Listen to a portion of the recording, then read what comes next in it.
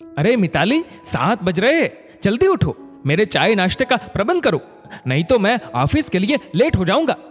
संजय ने अपनी पत्नी मिताली से कहा। संजय ने मिताली के सर पर हाथ रखकर देखा तो उसे बहुत तेज बुखार था। संजय सीधा अपनी माँ के कमरे में गया। माँ, मिताली को बहुत तेज बुखार है, आज मंथ एंड है, मेरा ऑफिस जाना बहुत जरूरी है, नहीं तो मैं छुट्टी ले लेता। आप जल्दी से मेरे लिए चाय नाश्ता बना दीजिए प्लीज। मिताली को नाश्ता खिलाकर दवा देकर मैं ऑफिस चला जाऊंगा। संजय ने मां से कहा, बेटा तू ऐसा कर, ऑफिस जाते जाते बहू और गुड़िया को उसके मायके छोड़ दे, वहां उसकी देखभाल अच्छे से हो जाएगी। सास नीलिमा जी ने कहा, पर मां, मेरा ऑफिस और मिताली का मायका दोनों उल्टी दिशा में है। नीलिमा जी मन ही मन बड़बड़ाने लगी। आजकल की छुई मुई सी सुकुमार लड़कियां बात बात पर बीमार पड़ जाती है, हम तो बीमारी में भी उठ खड़े होते थे।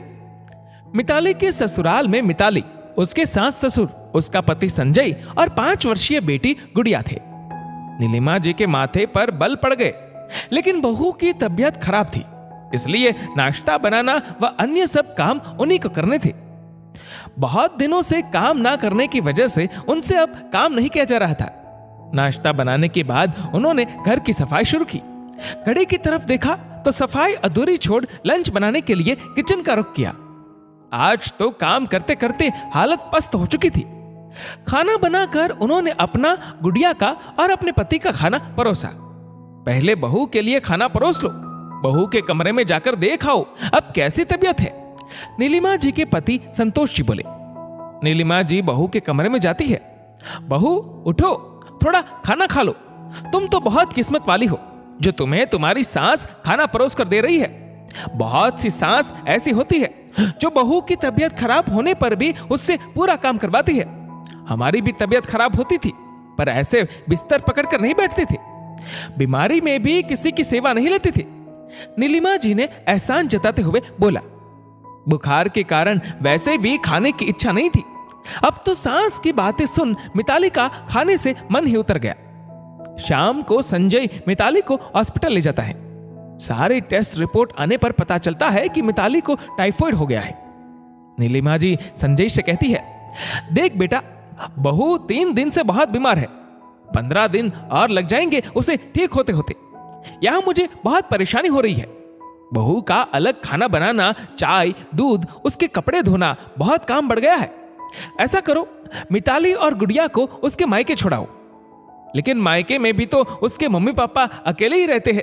उसकी मम्मी भी तो उम्र दराज हो गई है और उसके पापा की पिछले महीने ही बाईपास सर्जरी हुई थी।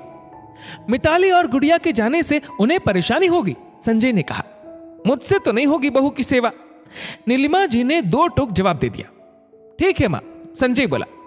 मिताली अपने शरीर को जैसे तैसे खींचते हुए पानी लेने किचन की तरफ आ रही थी कि उसने नीलिमा जी और संजय की सारी बातें सुन ली थी। वह डाइनिंग टेबल की कुर्सी खींचकर बैठ गई।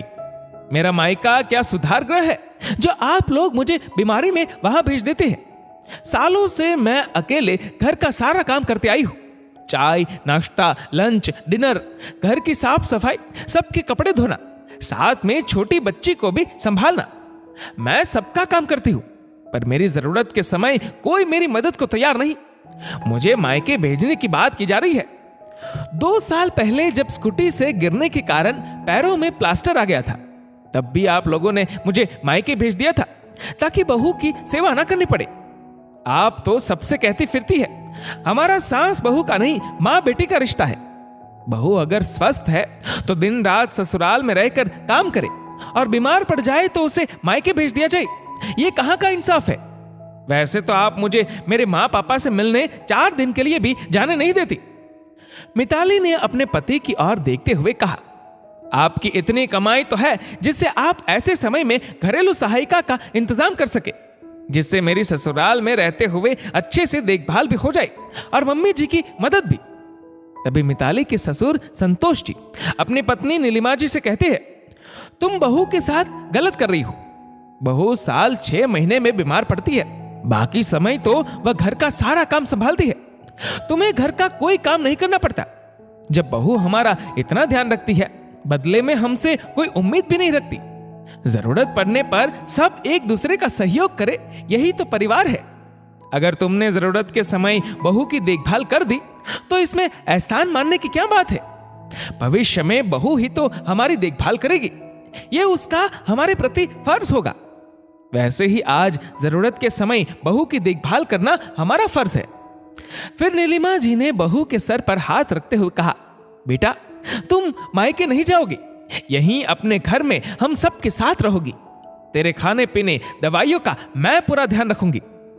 दोस्तों, जब बहू बिना किसी अपेक्षा के सब कुछ संभालती है, परिवार के हर सदस्य का बखूबी ध्यान रखती है।